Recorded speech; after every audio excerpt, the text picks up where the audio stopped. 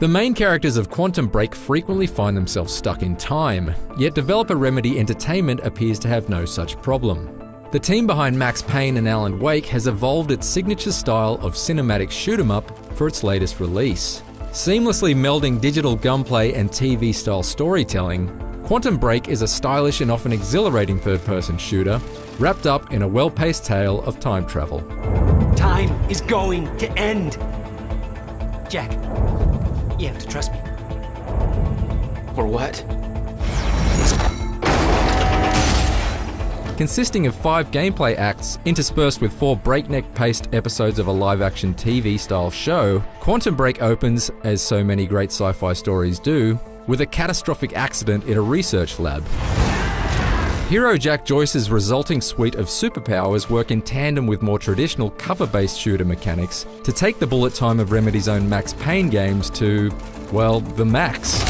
Joyce can blink teleport from one side of the room to the other in order to blindside an enemy with a shotgun blast. He can momentarily suspend an enemy in a time bubble so that a full clip's worth of headshots all arrive at once. He can also do this,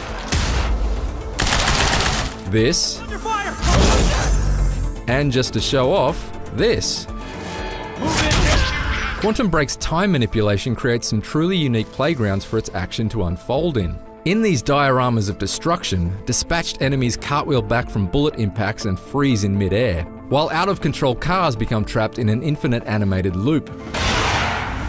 It's a wonderfully eerie environment in which to live out your every violent Wachowski-inspired whim.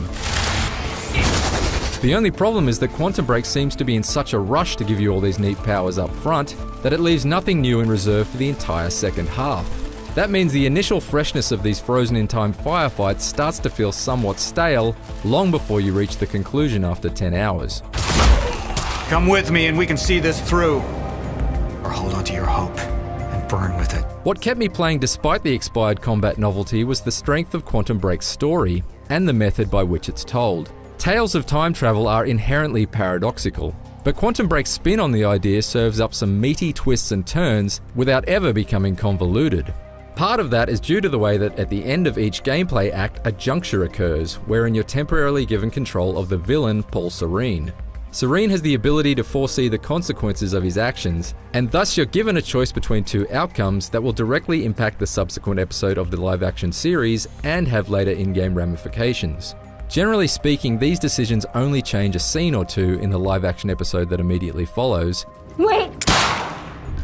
But in the long run, you get to directly influence the fate of a number of the supporting cast. While it doesn't rival the branching complexity of something like Until Dawn, there are enough variances in dialogue, environmental detail, and character involvement that I found embarking on a second playthrough and making different choices was well worth the effort. What the hell? Any concerns about the live-action segments coming across like hokey FMV cutscenes from the 90s are quickly quashed. Quantum Break features a level of production and performances to rival the best original programming currently found on the big-name streaming services. These 20 to 30-minute segments entertain with relentless dramatic showdowns and shaky cam scraps, but more importantly, they successfully serve to humanize the villains. We're given a look behind the scenes at the conflicted super soldier with a pregnant wife at home, or the IT surveillance geek keen to climb the corporate ladder. While this moral insight has little effect on the murder everyone mentality of the main game, at the very least it gives a refreshing degree of context rarely afforded to the evildoers within the shooter genre. Our only vulnerability is within, Paul. You should see that. The only downside to Quantum Break's live-action portion is the fact that the episodes are streamed online, which resulted in disruptive content buffering through my 2 playthroughs. What do you want? I'm guessing that's a form of time stutter the developer didn't intend.